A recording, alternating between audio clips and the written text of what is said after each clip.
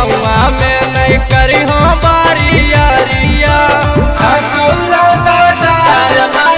आगे गौआ में नहीं करी हो बारियारिया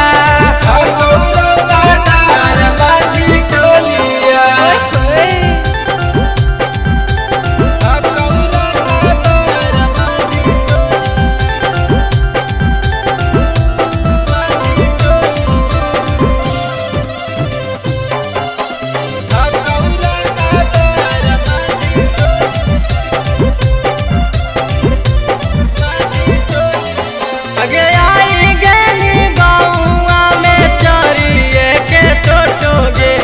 एक बेरी खींचाले छौरी सटिए के फोटोगे आगे आई गेली गौआ में चोरिए के टोटोगे एक बेरी खींचाले छौरी सटिए के फोटोगे ऊपर से नीचे छूतौ मागे हको गरमाल माझी टोलिया गौआ में नहीं करी हो बारियारिया गौआ में नहीं करी हो बारियारिया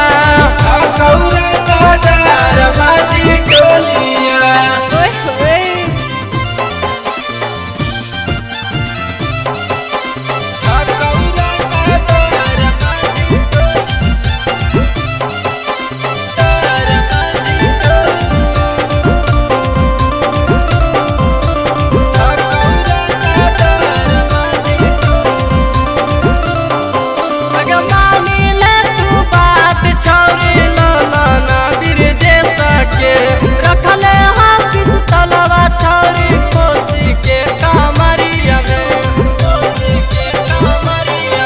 अगर मानी ले तू बात छौरी सोनुआ सुभामा के रखले हाँ किस तलवा छौरी कोसी के कामरिया में बनल हको लगे डर से निकलतौ नहीं बोली आगे गौआ में नहीं करी हो बारियारिया आगे गौआ में नहीं करी हो बारियारिया